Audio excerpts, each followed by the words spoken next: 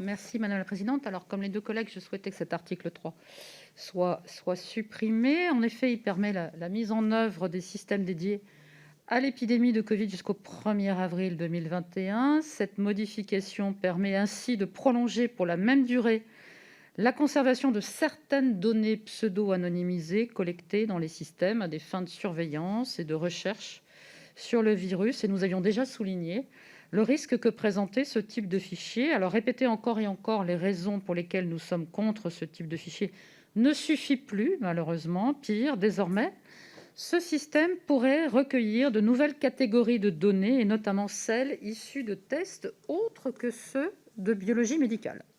En outre, le présent article prévoit un accompagnement social des personnes infectées et des personnes susceptibles de l'être pendant et après la fin des prescriptions médicales d'isolement prophylactique. Et cet accompagnement social, lui, n'est pas du tout suffisant. Il doit être également un accompagnement médical, comme nous l'avions déjà souligné à de multiples reprises. Rien n'est prévu sur ce point dans ce projet de loi, absolument rien. Donc l'urgence, nous l'avons répété encore et encore, c'est de renforcer tout le système de soins.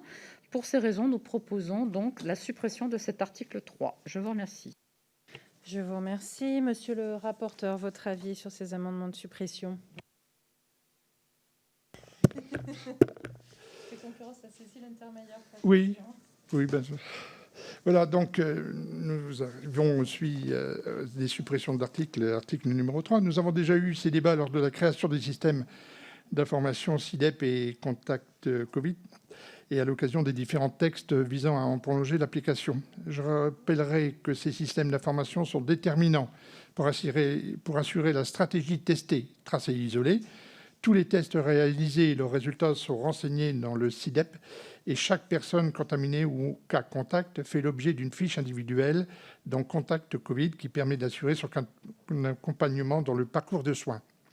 Il assure également notre capacité à faire de la recherche sur ce virus, de mieux le comprendre et d'adapter en conséquence nos politiques publiques.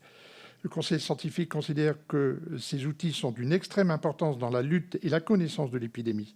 Par ailleurs, la durée de conservation des données est limitée dans le temps, 3 mois pour toutes les données identifiantes et jusqu'au 1er avril pour les données collectées avec le consentement des personnes à des fins de recherche. Cela me paraît tout à fait raisonnable. Nous avons enfin créé un comité de contrôle et de liaison indépendant, notamment chargé de contrôler le respect des garanties entourant le secret médical et la protection des données personnelles. Il a publié un rapport très complet le 15 janvier. Toutes les garanties nécessaires sont donc prévues. Je vous rappelle que sur les alertes de la CNIL, nous avons redéposé un amendement, le CL 57, avec Calice Touvrot pour disposer d'indicateurs d'efficacité sur ces systèmes d'information. J'aurai donc un avis défavorable sur ces amendements.